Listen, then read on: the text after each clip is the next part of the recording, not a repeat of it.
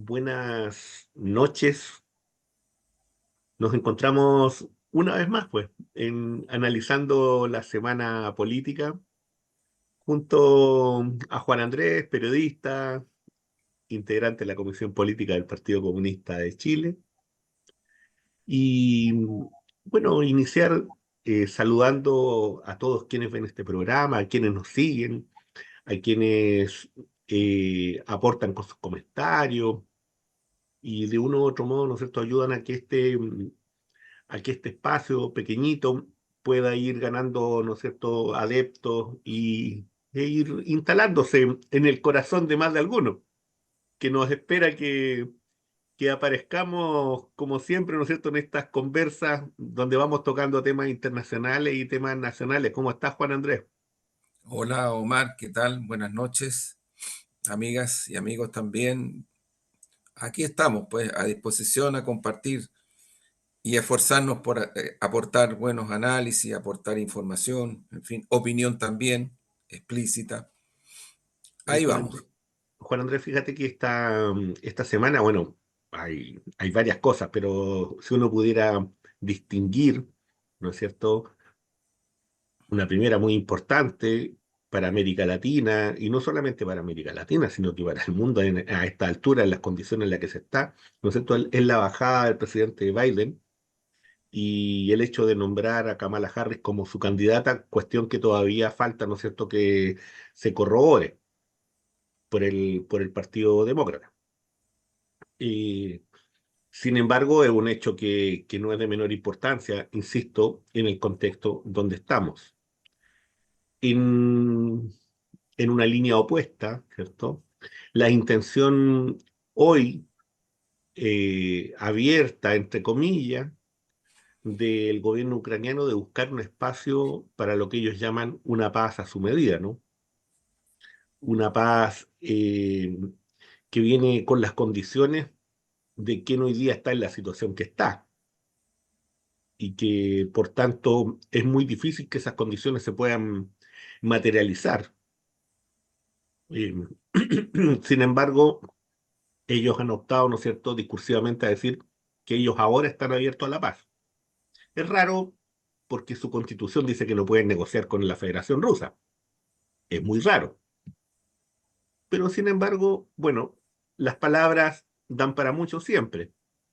Y en América Latina, Juan Andrés, está en las elecciones que vienen en Venezuela, que se calientan más, diría yo, más por la prensa occidental, ¿no es cierto?, pro norteamericana, pro neoliberal, que lo que pueda estar ocurriendo realmente al interior de Venezuela.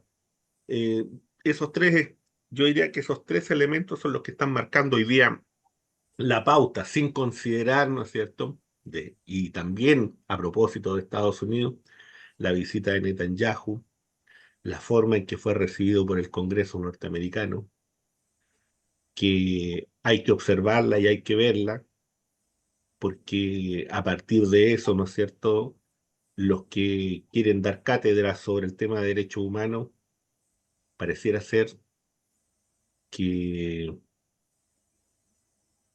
muchas cosas se le olvidan y guardan en el tintero, para decirlo de manera elegante.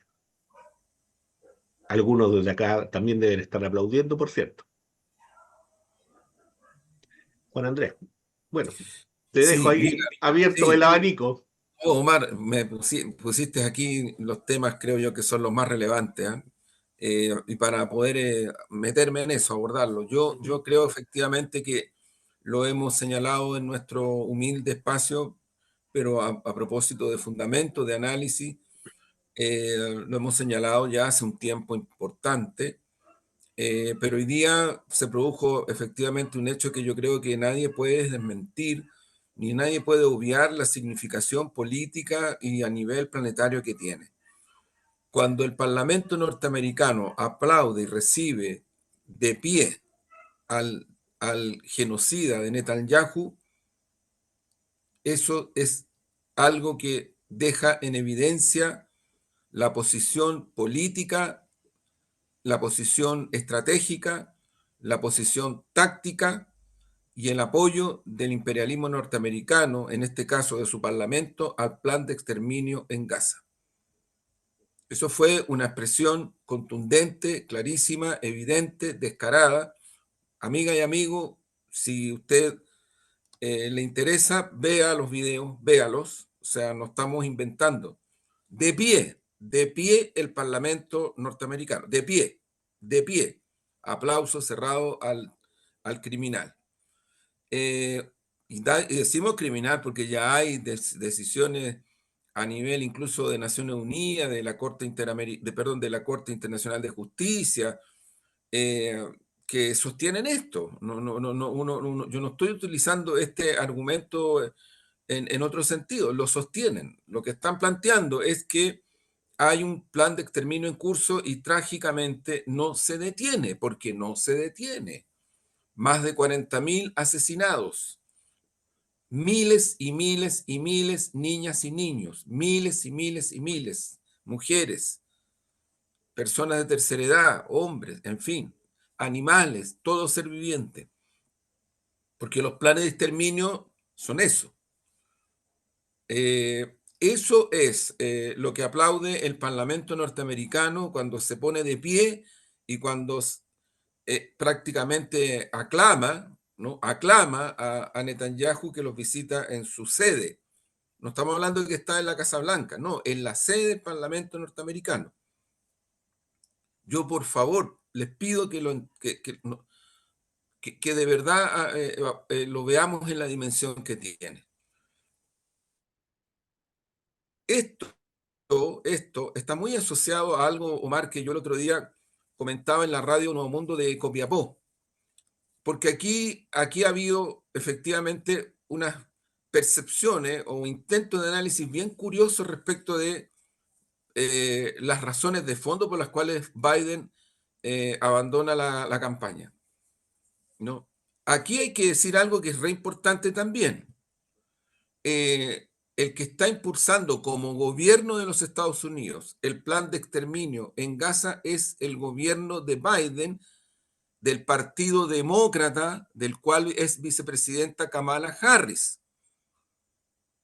Entonces, yo no quiero complicarle la vida a nadie, pero a las amigas y amigos, amigues de mi país, que hacen una diferencia, no sé de dónde la sacan, entre lo que es la política del Partido Demócrata y el Partido Republicano, para justificar o para explicar sus cercanías o sus apoyos al Partido Republicano, lo que yo quiero decir es que ese es el Partido Demócrata, el partido de Biden y el partido de Kamala Harris, que desde el gobierno está impulsando, respaldando el apoyo y la acción genocida en Gaza.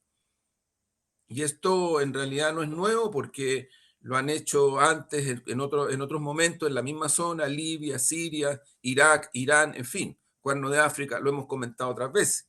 Son gobiernos encabezados por demócratas, no por republicanos. Y con esto yo no le estoy poniendo ningún salvataje a los republicanos, por favor, porque si empezamos con las dicotomías, lamentablemente en los análisis dialécticos las dicotomías no funcionan. Las disyunciones binarias no funcionan. Funciona la dialéctica, y no lo digo con engreimiento, lo digo con convicción del punto de vista de lo que es un análisis. ¿Qué es lo que ocurre? ¿Por qué yo señalo esto? Porque yo creo que la bajada de Biden, sí, es cierto, los temas que se equivocaba, que se olvidaba de una u otra cosa, pero cuidado con que es el tema de la edad, el tema de aquí, el tema que se sustituyó a un tipo conservador versus a una candidata mujer, qué sé yo, que se sonríe mucho. Cuidado, cuidado, cuidado, cuidado. Kamala Harris es la vicepresidenta del gobierno de Estados Unidos. Ella ha hecho mucho, o sea, no es que haya hecho declaraciones, ella es parte de la política exterior y de la política interior norteamericana. Yo creo que la razón, Omar, de fondo, y esto me amparo en encuestas, en análisis, no es tanto que se equivocaba en todas esas cosas, que le dan. Yo creo que esos no son los elementos que hacen que Biden renuncie. los elementos cualitativos son encuestas y estudios que muestran que hay una ciudadanía norteamericana que por el tema de Gaza, por el tema de Gaza, identifican absolutamente a Biden.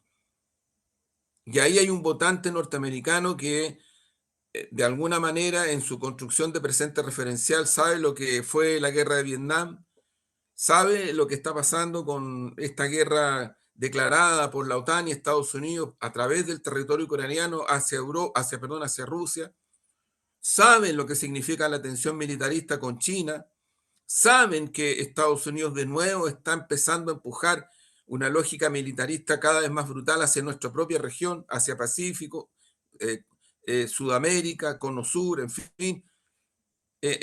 Hay una parte de la ciudad, una parte digo, de la ciudadanía norteamericana que es sensible a este tipo de situaciones. ¿Y qué es lo que ocurre? Lo que ocurre es que a propósito de Gaza, en Estados Unidos, lo hemos dicho también aquí, ahora, claro, lo que pasa es que los medios hegemónicos ni las redes muestran mucho la cantidad importante de manifestaciones en Estados Unidos, en universidades, en las calles, porque por ejemplo en Texas, lo decíamos hace meses atrás, en Texas las primeras manifestaciones y la segunda y las terceras no fueron en universidades, eran en las calles, en Texas, y no eran chicas, eran manifestaciones callejeras. Entonces, ¿qué es lo que ocurre? Que ahí hay un votante, pues, hay un votante. Ese votante empezó a distanciarse de Biden y empezó a mirar a Trump. ¿Por qué? Porque Trump astutamente, porque tampoco estamos hablando de un tipo que sea un pacifista, no estamos hablando de eso, pero astutamente en el contexto de la campaña empezó a golpear a Biden con esto y le ha dado resultado.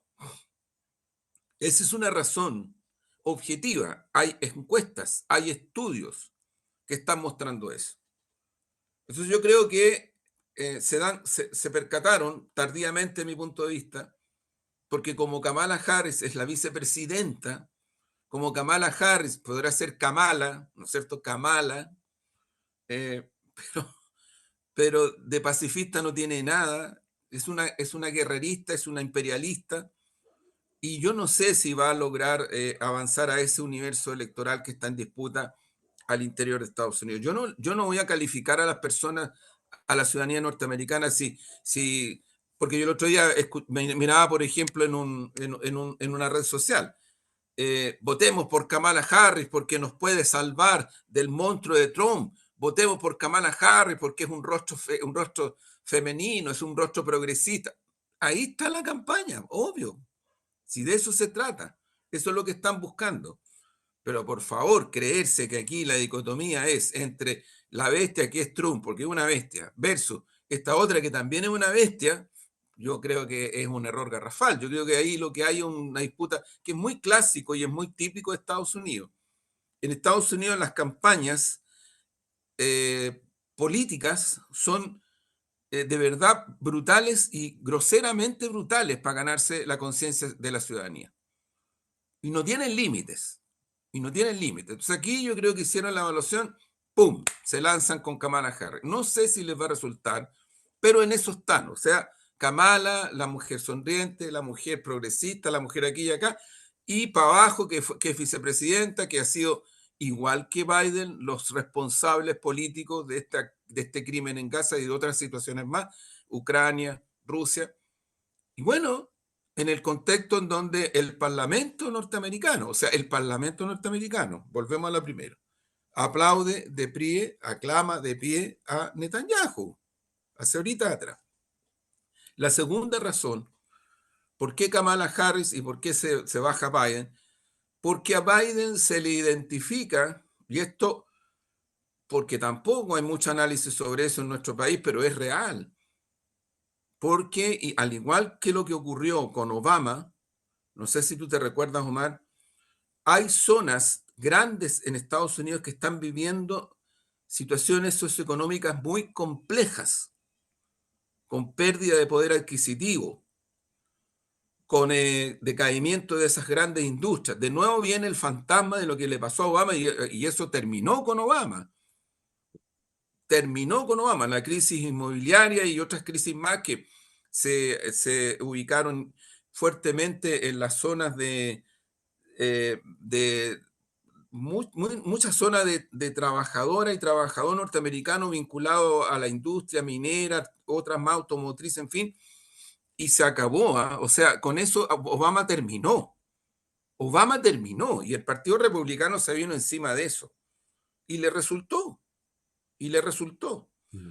Ahora está pasando algo parecido con una cierta dimensión.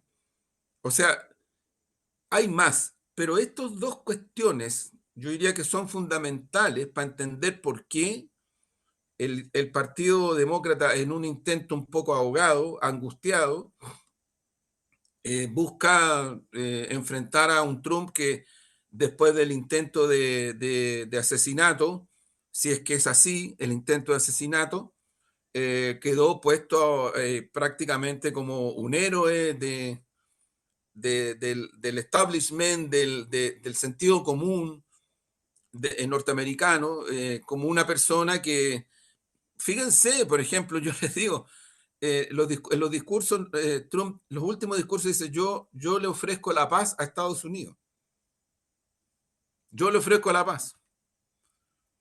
Entonces, cuidado, porque yo creo que la simpleza, la caricatura de creer que estamos frente a un demócrata que es el presidente que ha impulsado todo lo que ha impulsado en Gaza, ¿no? Que puede ser incluso peor que un gobierno republicano en estos ámbitos. Pero por otro lado, tiene esta situación interna donde hay una cierta depresión socioeconómica que, a una parte de la ciudadanía norteamericana le importa, le influye, como influyó en Argentina, porque de cada 10 obreros, 9 o 7, perdón, 7 votaron por Milei, ¿no? Hay que tratar de explicárselo, no descalificarlo. En Chile tenemos que hacer lo mismo, cable a tierra.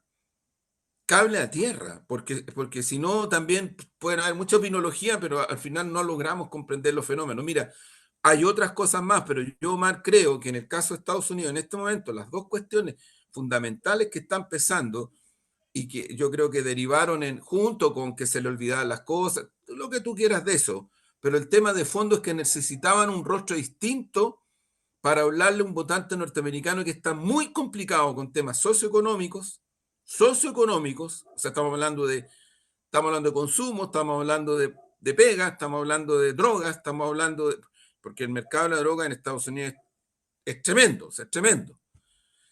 Estamos hablando de cuestiones de pervivencia, ¿no? Y estamos hablando de la guerra, que a Estados Unidos llega con una historia, con una historicidad, y además llega con una hipersensibilidad respecto de lo que está pasando con Gaza. Esa conjunción, yo diría que derivó en que tomaron la decisión porque, a ver, no es solo como se intenta explicar acá. Aquí en Chile los análisis, yo con todo respeto lo digo, son demasiado vinculados a ciertas variables del poder en sí mismo, a la lógica del poder y a la ambición de poder, en fin. Bueno, de alguna manera se refleja lo que es el establishment chileno, que en verdad es eso, en una buena medida es eso. La prensa, la mediática, hegemónica, el análisis lo suplanta por esto. Pero no alcanza, lo digo con mucha humildad, pero con mucha convicción, no alcanza a explicar los fenómenos. En Estados Unidos, por ejemplo, una opción podría haber sido Obama. Pero ¿por qué no fue Obama? Porque Obama no da el ancho con esto. Obama también está involucrado, lo que decíamos recién, en una situación que generó una depresión socioeconómica en Estados Unidos muy fuerte. Entonces, Obama no es para los gringos, para Estados Unidos, el tipo del Premio Nobel de la Paz o no sé, algo así. No es Ujú. el que tuvo efectivamente una política que junto con el Papa, junto con Raúl Castro, empujaron de una manera muy seria y profunda y que derivó en que, hecho histórico, inédito, Obama va a Cuba y rompe la lógica del bloqueo brutal, criminal que hoy día está, pero por arriba, que tiene pueblo de Cuba, lo tiene en un estrangulamiento tremendo, angustiante, Pero para el norteamericano, Obama se transformó en un tipo progresista, en un tipo que habló mucho, que además jugaba básquetbol, que además es negro, en fin, afroamericano, muchas Ujú. cosas, pero sobre sus hombros tiene la depresión socioeconómica fuertísima que afectó a casi medio territorio norteamericano. Entonces podrá ser muy libertario, pero bueno, también en Estados Unidos la gente vive de salarios, vive de comida, vive de esas cosas, ¿no? Entonces, se vino abajo. Entonces, por eso Obama tampoco. Kamala Harris no está contaminada con eso. Por algo es que ella sale con el apoyo de Biden y sale solita. No sé si se han fijado. Su presencia es ella. Todas estas cosas en Estados Unidos, ahí sí, las trabajan hiper bien. Las campañas en Estados Unidos son fuertes, muy fuertes. Eh, yo eso es lo que puedo decir de ese Ujú. tema. Ahora, respecto, Mar, mira, tú tienes toda la razón. Los últimos antecedentes, los últimos, antes de empezar nuestro programa, Ujú. muestran de que Ucrania sigue perdiendo territorio. Sí, No, eso es real, objetivo. Ya los aparatos de inteligencia británicos que controlan ciertas agencias de información, redes sociales, en fin, ellos mismos lo reconocen. Los aparatos de inteligencia británicos en ese sentido tienen una lógica de no, a ver, ¿cómo es? De no distorsionar hechos objetivos porque se han dado cuenta que en la historia de Gran Bretaña, en las guerras coloniales, en la guerra contra el fascismo, el nazismo, ese componente les mostró que es mejor operar sobre base de ciertas realidades tangibles. Es, bueno, por múltiples razones es por eso, pero lo que quiero decir es que hay fuentes bastante certeras que muestran de que Ucrania está perdiendo la guerra en territorios, en soldados, en armamento. Y cuando uno dice Ucrania está perdiendo la guerra, tiene que decir está perdiendo la guerra OTAN y Estados Unidos. Eso es lo que tiene que decir.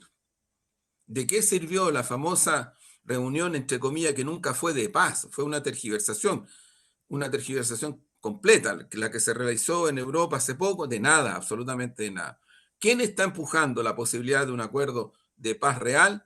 China, Brasil, el Vaticano, que no ha aparecido públicamente, y las declaraciones de Putin y del gobierno ruso, lo que dicen es algo que tú dijiste recién, Omar, de acuerdo. Nosotros hemos sí. estado siempre en la idea del diálogo, pero no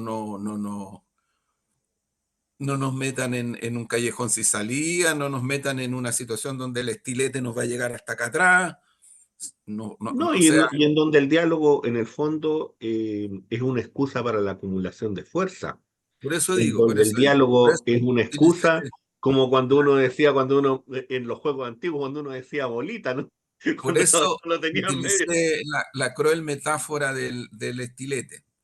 No sé, Claro, porque, no sé si se entendió, porque a uno cuando lo abraza, ¿no es cierto? Y alguien lo abraza, claro, sea por amor o sea por lo que sea, y detrás tiene un estilete y se lo echa para adentro hasta no sé dónde, claro, ¿no?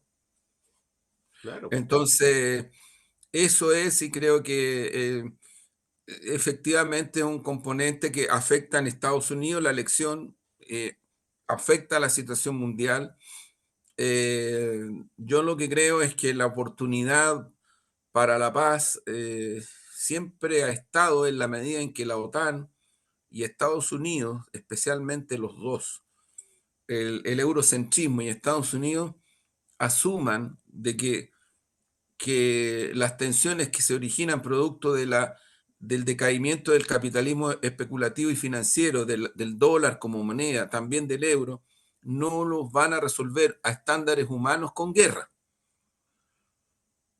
Lo digo a estándares humanos, porque no es la primera vez que el imperio o civilizaciones coloniales resuelven sus temas de crisis con guerra o con invasiones, ¿no?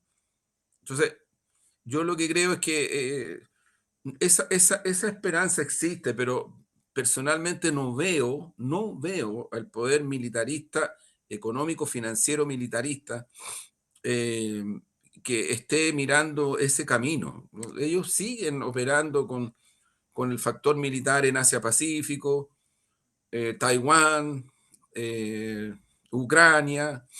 Oriente Medio completo, ahora se incrementa en nuestra región, lo hemos dicho muchas veces. O sea, aquí tenemos la visita de la general al Comando Sur prácticamente todos los meses, cada 15 días, se pasea por Chile, Argentina, por todos lados. Entonces, y no solamente ella, si aquí tenemos bases militares, tenemos barcos, tenemos armamento de guerra de alta sofisticación norteamericano en nuestros territorios, en nuestro continente, ¿cierto? No es una, no, entonces, yo creo que ahí hay un dilema que la humanidad está viviendo hace rato, y sí creo que lo que lo puede salvar de eso a la humanidad es que se imponga definitivamente el multilateralismo y los BRICS y las naciones que forman los BRICS y las que están haciendo lista de espera para entrar al BRICS, porque ya la tendencia es imparable, y yo creo que los países como Chile, que se demoren mucho en tomar esa definición estratégica, les puede resultar caro como Estado nacional. Caro, porque vamos a perder cosas importantes, no menores, que tienen que ver con nuestra soberanía con el hidrógeno verde, con el litio, con todo, con todo, con todo. O sea, ahí yo diría que la suerte está más o menos echada, y uno observa que sigue habiendo efectivamente siga habiendo un incremento de esta línea, ¿no? BRICS, bloques hegemónicos, bloques belicistas, versus el intento por detener las guerras, por hacer del derecho internacional algo real, tangible, no como ahora, y buscar en esa línea los caminos de la paz. Sí, oye, Juan Andrés, frente a lo que tú has planteado, algunas cosas para añadir algunos datos, ¿no? Por ejemplo, el marido de Kamala Harris es un abogado de la comunidad judía, por ejemplo, muy importante ligado a la comunidad judía. Desde ese punto de vista, por tanto, no había un cambio muy profundo en la mirada de Kamala Harris, si es que realmente ella, insisto, porque ahí hay un elemento de duda también instalado, porque Kamala Harris pertenece al grupo, ¿no es cierto?, de los Clinton, no al grupo de Obama. Hay una diferencia política ahí, que Por no es de supuesto. menor importancia. Y Biden, los señores que van a definir quién va a ser el candidato o candidata, eran muy ligados a Biden, y eso no significa que vayan a votar necesariamente por Kamala. Por eso también el apuro de instalarla rápidamente y tratar de afianzar su figura, su imagen, porque no está claro todavía si es que va a ser así. Es altamente probable que lo sea. Sin Sí, yo embargo, ahí, hay una sí, imagen que está, hay una hay persona una, que está esperando en la mira, banca ahí. por eso yo digo que el tema de que Biden se olvida de cosas, todo ese tipo, no fue Ujú. la razón de fondo. Eso existía y es real, si no es que uno la esté inventando. Si el tema de fondo es que yo creo que todo, y en Estados Unidos se trabaja con mucho estudio, mucho. En eso sí, una cuestión que no se puede desconocer. Ellos se percataron de que con Biden perdían, y perdían por estas razones que señalo. Entonces lo que están buscando es una figura que pueda entrar en esa ciudadanía, que Obama no entra, porque Obama tiene, repito, la mochila grande. Si Bueno, Obama, por la cosa mediática, por cosas importantes como lo de Cuba, puede ser considerado por algunas en el mundo como un estamos tipo pensando progresista, en la mujer de Obama, ¿no? Que ella sí, sería, pero para los sí, norteamericanos no. es él, sí. Para los norteamericanos no, porque los norteamericanos, una parte importante de los norteamericanos, y mujeres y hombres, la pasaron muy Ujú. mal con el gobierno de Obama, porque se vino la depresión económica. Entonces la gente Sí. vive de salario, vive de ingresos, ¿me entiendes? Entonces yo diría que ese es el punto que Obama, mira, Obama, ¿por qué no vuelve a la política norteamericana? No es que no quiera, sino no es de puro feliz y forrado y que tiene una mujer, no es así, en ninguna parte, y tampoco en Estados Unidos. Mm, ¿No? En Estados Unidos, la única figura demócrata, entre comillas, que no tiene esa contaminación, porque acuérdate, Obama fue presidente de Estados Unidos, ujú. y en su presidencia se produjo esto que estoy diciendo. Sí. Y Por lo otros hechos tanto, más graves, por cierto. los norteamericanos saben, una parte de los norteamericanos saben que la pasaron mal con Obama, económicamente, socialmente, la pasaron mal. Perdieron negocios, perdieron poder adquisitivo. No fue el mejor gobierno en Estados Unidos de acuerdo a los estándares socioeconómicos. Entonces, podrá haber sido muy simpático, insisto, basquetbolista, qué sé yo, la señora, en fin, ya, ok, pero eso no dio el ancho. Y por eso es que Obama, cuando se retira por un tiempo largo. Y hoy día el vacío que tienen es muy grande en ese sentido, porque no tienen otros liderazgos en el Partido Demócrata para enfrentar una situación como la que se está dando en Estados Unidos, que tiene que ver con un ciudadano importante que no quiere guerras, no quiere ver a Estados Unidos involucrado en guerras, que le choca la posición norteamericana respecto de Gaza. Mira, yo te digo, por ejemplo, ¿a quién favorece del punto de vista de la imagen de un parlamento que está aplaudiendo de pie a un genocida como Netanyahu? A Trump. Porque Trump, para la ciudadanía norteamericana, es visto como un perseguido del establishment político, pues. Ahora uno podría decir, no, es que no. Bueno, pero vamos, o sea, pongamos los pies en la tierra. O sea, Trump, para una parte de la ciudadanía norteamericana, es un perseguido. Lo han perseguido en los tribunales, lo han tratado de meter preso, lo han tratado de descalificar. Entonces, hay que ponerse en la situación. O sea, esto que pasó en el Parlamento norteamericano favorece a Trump y desfavorece a Kamala Harris y al Partido Demócrata. ¿Sí? Y Porque, habla, porque, y, disculpa, Juan perdona, Manuel. porque el Parlamento Sí, norteamericano, de pie, aclamando al genocida, estas personas en Estados Unidos que les está chocando cada día más lo que está pasando en Gaza, quedan así, pues quedan para adentro, pues, quedan con un asombro, quedan con un asombro, quedan con... Y yo repito, no porque en los grandes medios hegemónicos de mi país, la inmensa cantidad de manifestaciones que se siguen produciendo en Estados Unidos a propósito de Gaza, no es que no afecten en Estados Unidos, no es que no incidan, inciden y no poco. Y el otro componente, vuelvo a señalarlo, es que en Estados Unidos de nuevo hay sectores de Estados Unidos que la están pasando no bien desde el punto de vista socioeconómico. Y ese es el gobierno de Biden y de Kamala Harris. O sea, no es el gobierno de los republicanos. No. sí, sí, nosotros nos hemos referido en otros programas sobre ciertas diferencias, ¿no? Yo diría que lo que llama la atención es primero cómo se va enlazando, ¿no es cierto?, esta historia, de cómo se adelanta un debate innecesario entre dos personas que en ese momento todavía no eran candidatos oficiales. Luego, ¿no es cierto?, cómo se da esta especie de, entre comillas, vacío, crítica, ¿no es cierto? Y lo que provoca definitivamente la salida de Joe Biden.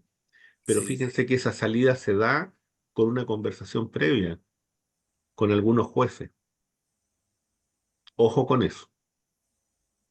Se da con algunos jueces. Por tanto, algunos afirman, ¿no es cierto?, que esa salida viene a partir del hecho, ¿no es cierto?, de asegurar a su familia, principalmente los casos complicados que tiene con uno de sus hijos. Entonces, esos son elementos que están ahí sobre la mesa. sin duda. O sea, en el caso de Kamala, Kamala no está bien evaluada al interior del gobierno norteamericano porque su agenda como vicepresidenta no ha resultado en ninguna parte.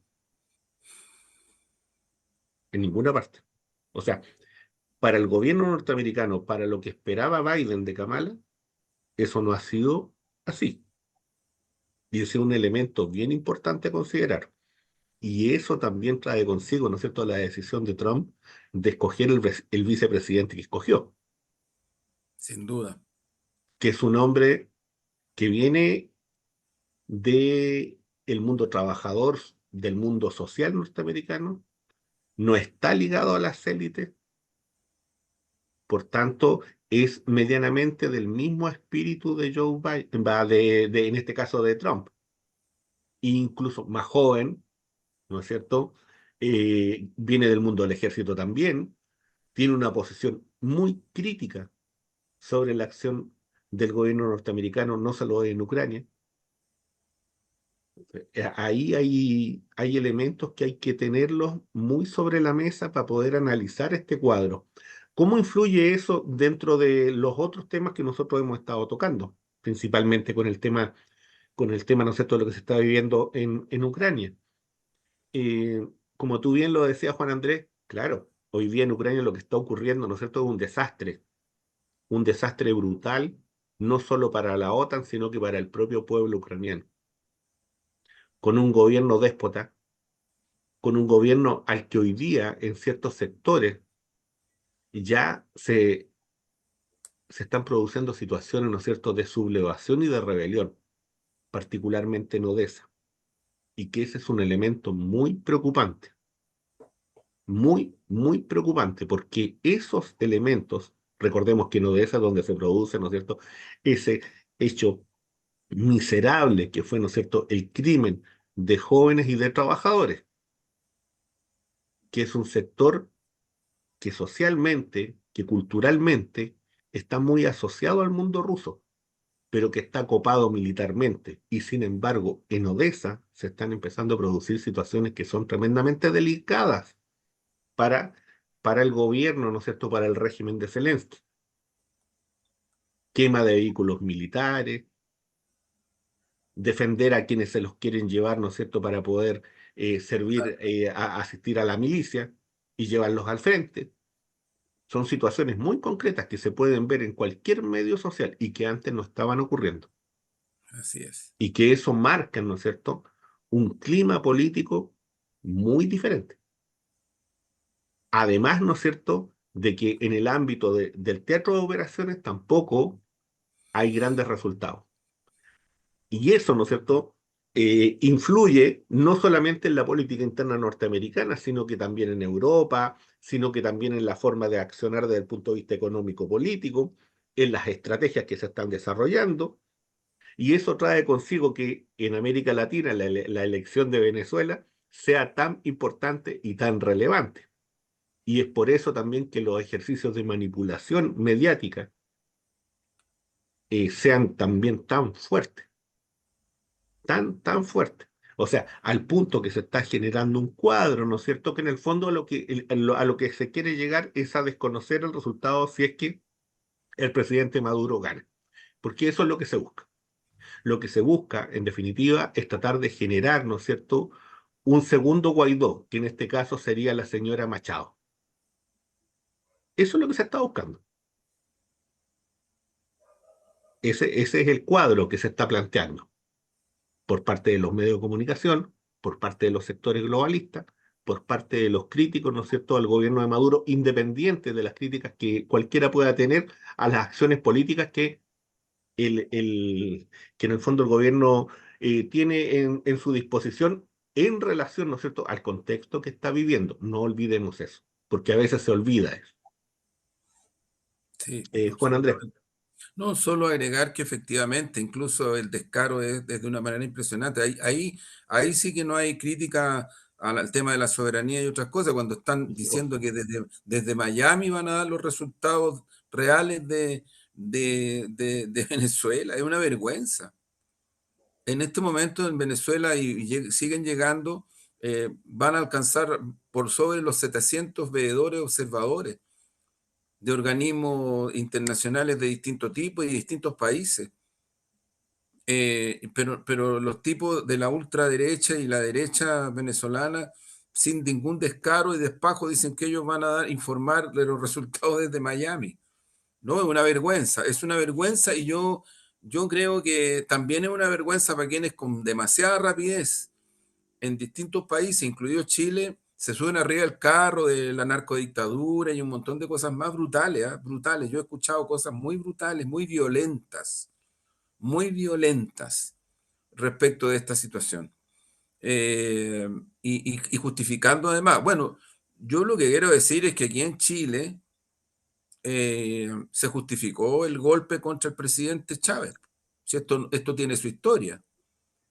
cuando se dio un golpe de Estado, un golpe militar promovido por Estados Unidos, y que se querían llevar al presidente Chávez para Estados Unidos y meterlo preso y encerrarlo y terminar con él, cuando asaltaron el Palacio de Gobierno de Venezuela, hubo una declaración del gobierno chileno respaldando eso.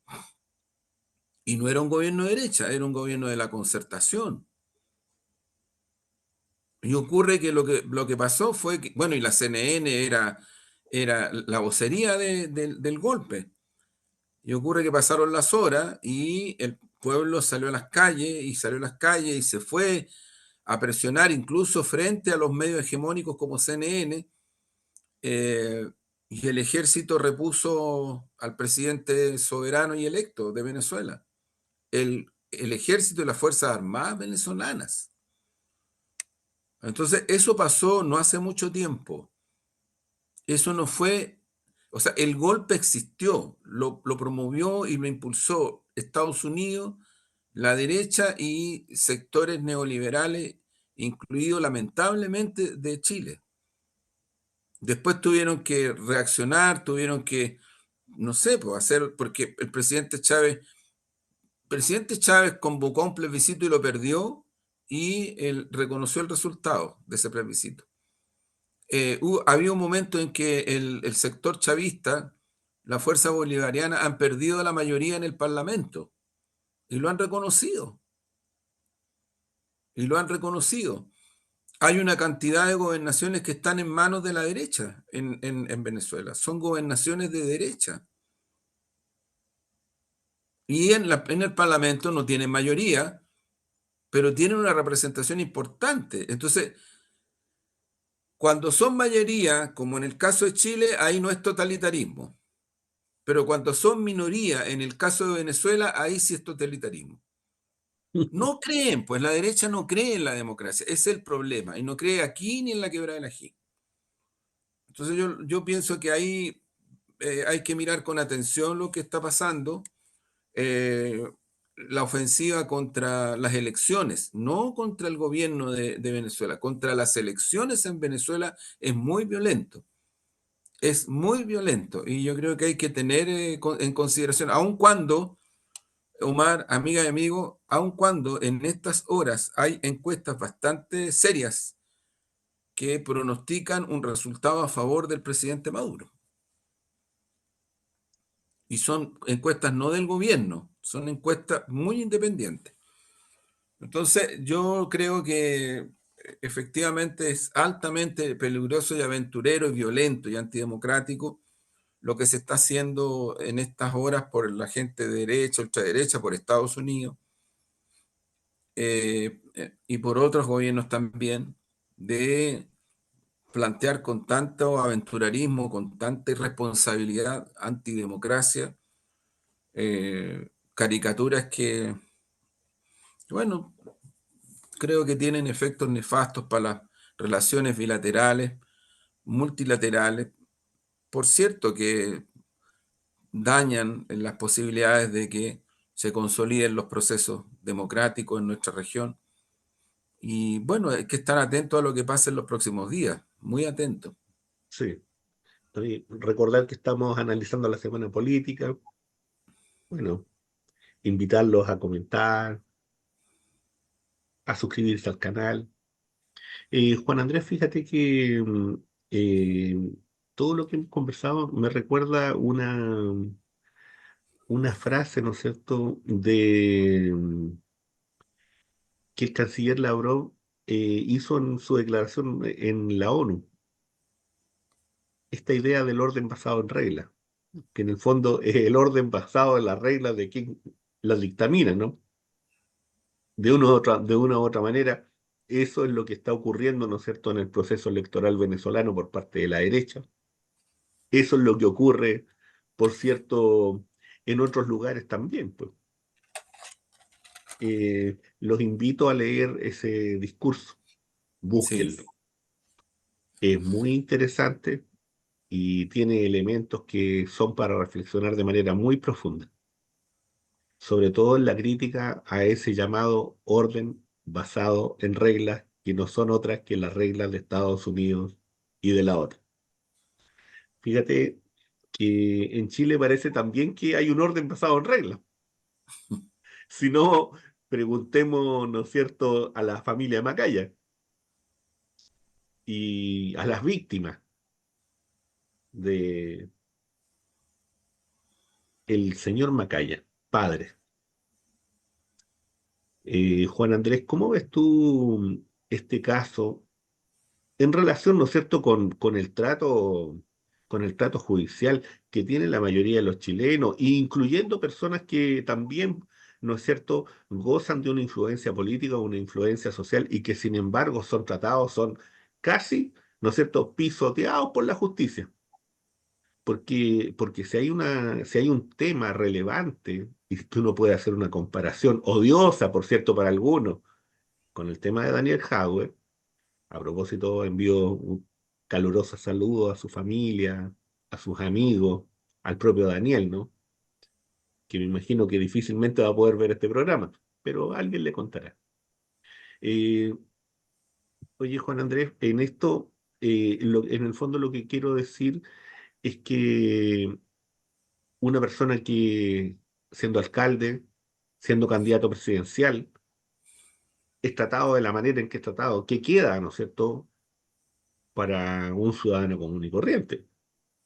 O sea, porque en el fondo esa es la señal política de este orden basado en las reglas, ¿no es cierto? En sus propias reglas. Juan Andrés.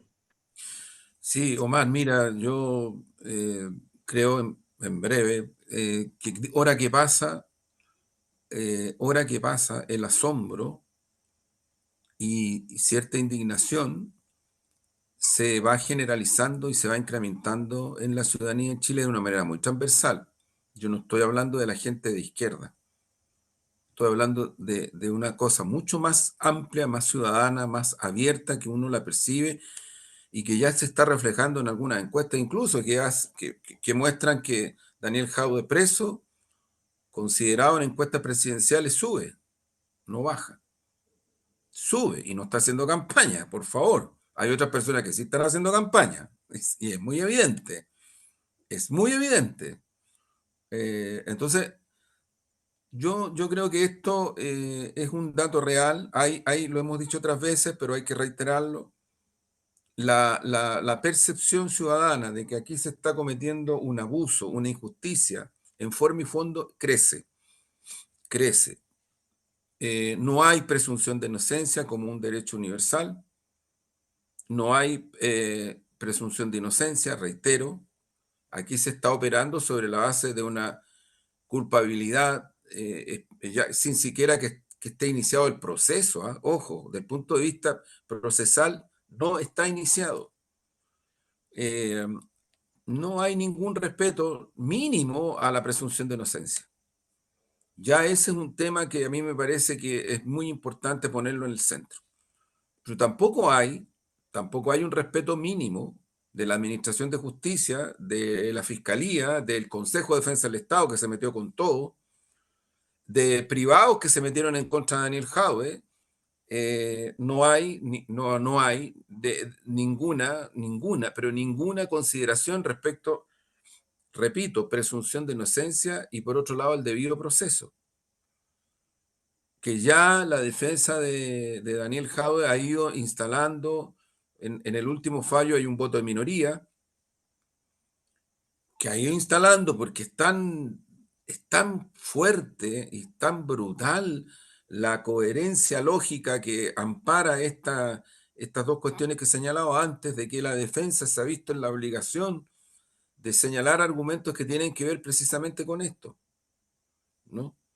Entonces, yo diría, Omar, que este es un punto, bueno, hay pronunciamiento, la Comisión Chilena de Derechos Humanos hizo un pronunciamiento respecto de estos puntos.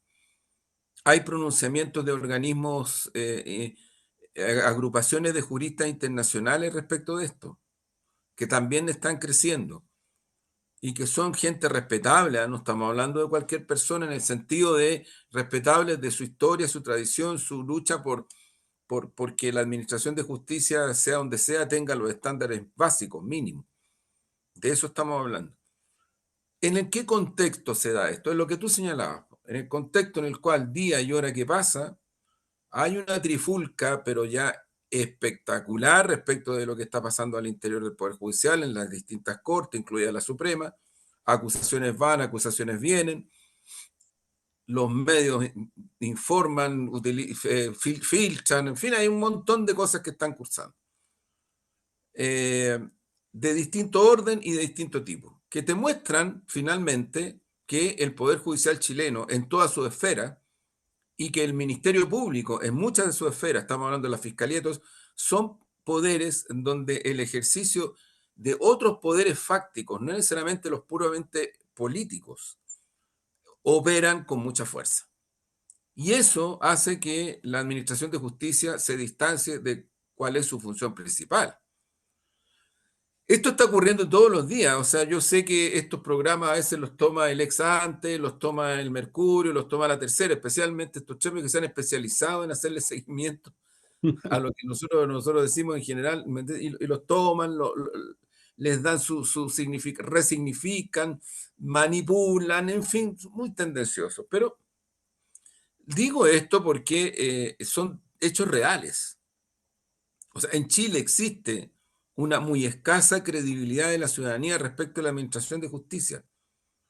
Todos los estudios, también lo hemos señalado acá, todos los estudios producto de estas circunstancias y otras más, ponen a la administración de justicia, estamos hablando de tribunales, estamos hablando de fiscalía, estamos hablando de ministerio público, en fin, estamos hablando de todo eso, junto con el Parlamento y los partidos políticos, los colocan como las tres instituciones o espacios, en fin, que tienen mayor desprestigio en la ciudadanía chilena. No es la opinión de Andrés Lago, para que el Mercurio, para que la Tercera, para que ex ante, especialmente si quieren citar, citen bien. No es mi opinión, son los estudios. No es que a mí eso me parezca muy bueno. Es una realidad. Y esa realidad hay que tratar de explicársela. ¿Por qué ocurre? No es solo la percepción ciudadana de una ciudadanía eventualmente sobre ideologizada. No, no es eso tampoco. Lo que hay es que día y hora que pasa ocurren circunstancias que producen contrastes muy fuertes en la ciudadanía. Los últimos, Yaintul y los otros comuneros mapuches, quedan en libertad absoluta, absoluta, después de haber sido masacrados por la hegemonía mediática, ¿no? Después de haber sido inculpados. Ocurre que hay un tribunal que dice no hay fundamento para que estén presos ni siquiera procesados. Entonces uno dice, ¿cuáles son los estándares de las investigaciones procesales? ¿Qué está pasando que todavía se desconoce lo que ocurrió con los tres carabineros asesinados en la octava región? ¿No? ¿Qué ocurre con el caso Ojeda? Que al final las personas involucradas, hasta donde se sabe, no son detenidas en Chile, son detenidas en otros países.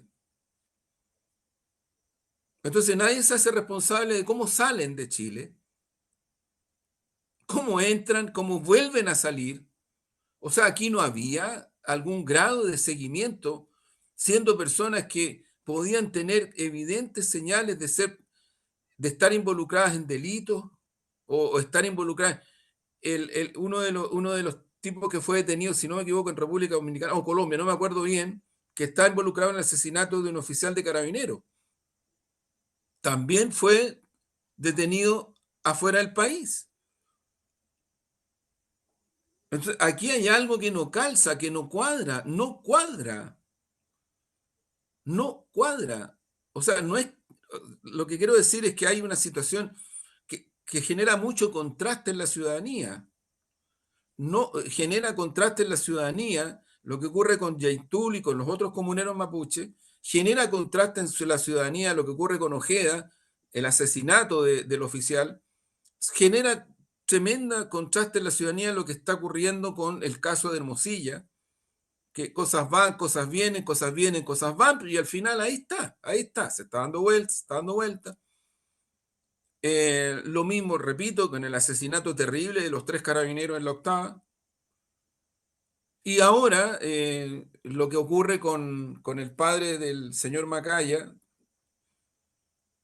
que fue uno de los que sin ningún problema lanzó la tautología de que el crimen del oficial Ojeda, el alevoso crimen del oficial Ojeda, fue ordenado por el gobierno de Venezuela, sin ningún problema. Lo hizo también el presidente del Partido Republicano y lo hizo gente de Renovación Nacional. Eh,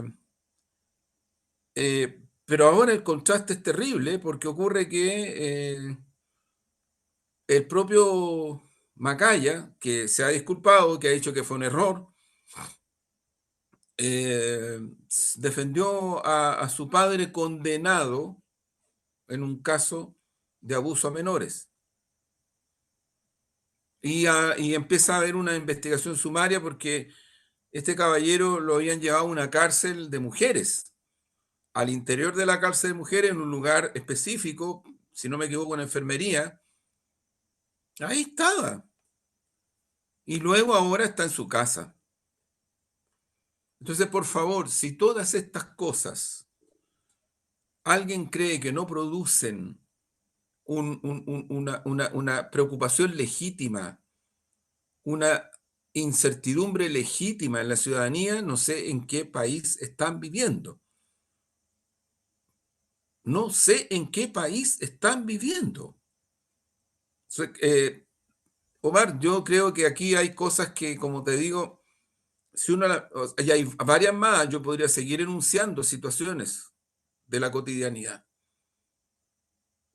Enunciando, ahora mismo se descubre, a ver, no es que porque hayan aparecido en algunos medios de comunicación esos campamentos no existían, si existen hace muchos años.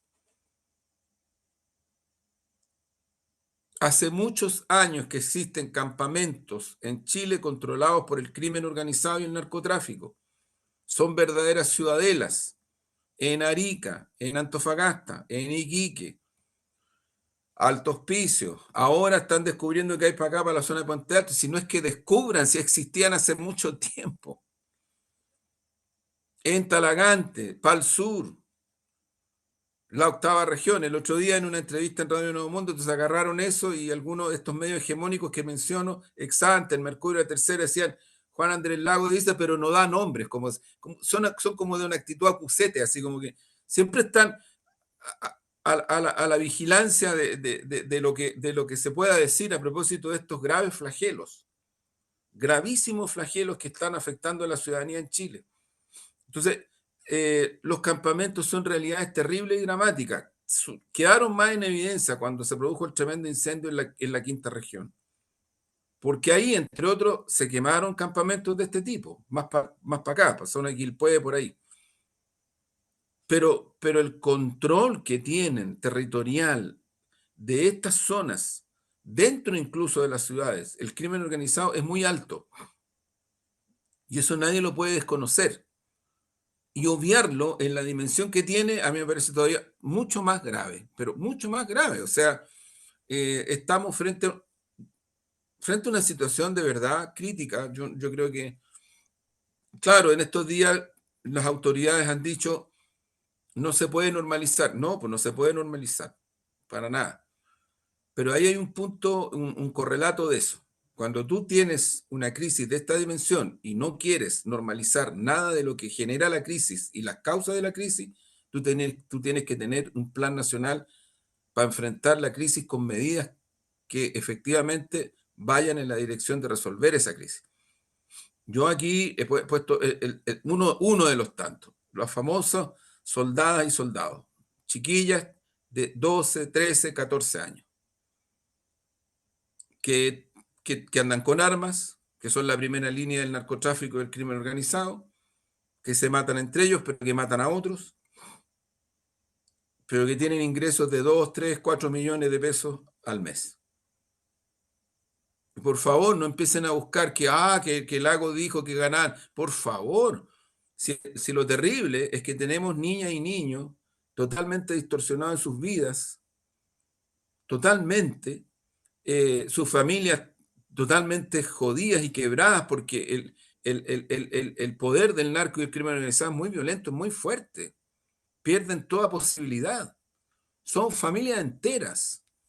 Bueno, para enfrentar ese tipo de situaciones tú necesitas planes nacionales con medidas de emergencia, porque a esas personas tú no las vas a liberar de esas cadenas si no es con un plan nacional que incluya educación, salud, salario y un montón de otras cosas más que no las tenemos como Estado. Y donde sí efectivamente debería participar el gran privado, las iglesias, los partidos políticos, los municipios, no puede quedar nadie afuera, nadie afuera. Yo ese es mi diagnóstico, Mar, del cuadro que está cursando en nuestro país.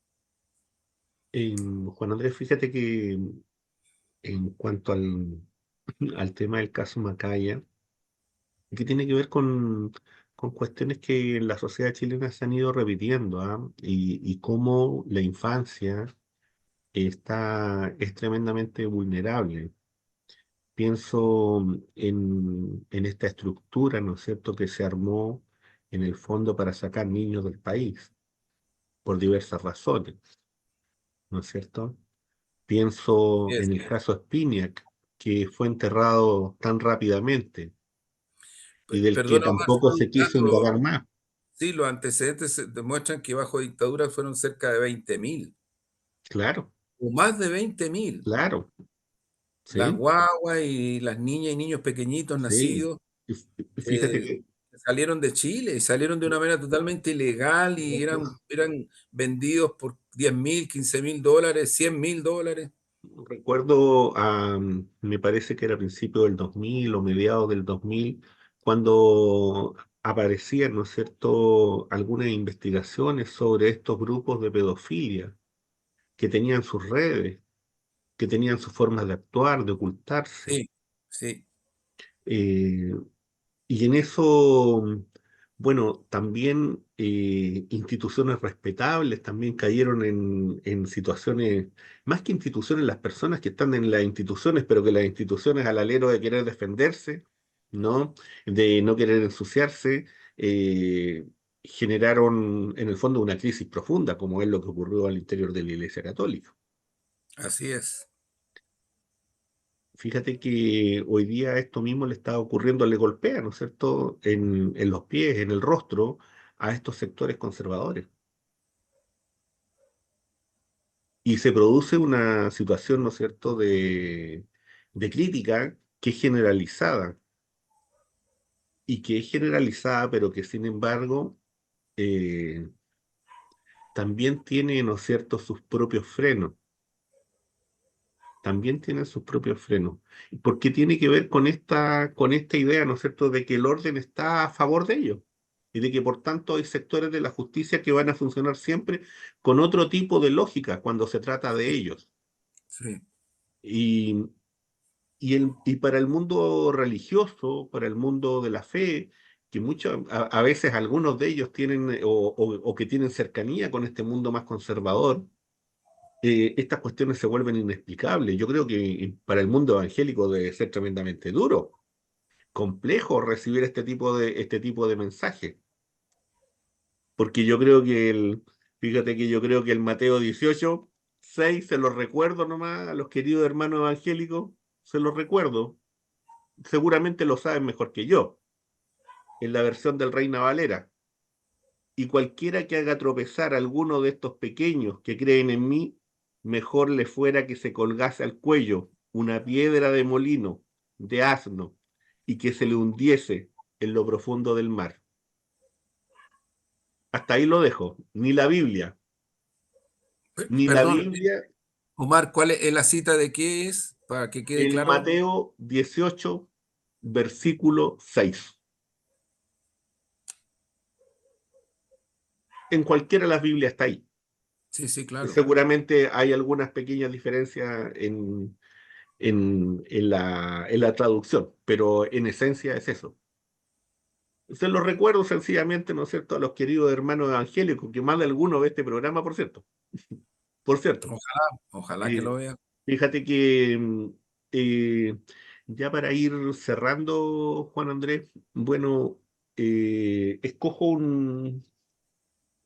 un pedacito de este texto que mañana me toca presentarlo, no, el viernes, en Valparaíso, del todo por nada. Un pequeño extracto del capítulo 2 de la segunda parte. También para relajar, porque este programa ha estado igual intenso, diría yo, Sí, por los sí, temas, por la sí, sí. dimensión que tiene, ¿no? Por la molestia social que existe, por diversas razones. En mi adolescencia soñé muchas veces con que me encontraba a las afueras de la ciudad de Betulia. En realidad, la ciudad importa un bledo. Lo importante es que siempre tuve la sensación de ser una de las esclavas del general asirio Holofernes, personaje que tampoco importa. Servía su comida y envolvía su cuerpo con aceites aromáticos. La imagen siempre iba acompañada de un calor insoportable. Había una casona con ventanales que daban a un jardín interno, y todo tenía muy poco que ver con la ciudad en sí. Betulia era solo un nombre, no había ejército. El hombre estaba ahí solo y desnudo y yo dándole friega con aceites. Eso hasta que anuncian la visita a una mujer llamada Judith. El general pidió ayuda para vestirse y recibió a Judith con el interés de un tigre frente a su presa. La mujer, de piel morena y ojos negros seductores, sin temor alguno dijo tener información relevante para tomar al menor costo posible la ciudad sitiada, a cambio de su seguridad propia y la de sus cercanos. El hombre la escucha y luego de un breve silencio la invita a un banquete al que asistirán sus más leales colaboradores. Ella amablemente acepta y solo pide poder bañarse en privado antes y después del convite. El general esboza una leve sonrisa metálica, tan mordaz como los secretos que podría acarrear su espada. Hasta ahí, una- un pequeño destello de Sí, esa novela. sí, tremendo, Se los dejo tremendo. ahí, busca libre para los que están interesados, está más baratita, Sí, y eso, sí, y vale la eso, pena. y eso. Así que, bueno, les recuerdo la invitación a los comentarios, a las sugerencias. Hay una sugerencia ahí de una persona de apellido Cartagena que dice, bueno, que le demos un poco más también a la cosa literaria, busquemos salida. Bueno, por ahí vamos. Bueno, por ahí Por vamos. ahí vamos Muy bien, integrando, ¿no es cierto? En muy este bien. espacio. Eh, Nos vemos la próxima semana. Chao, chao. Chao.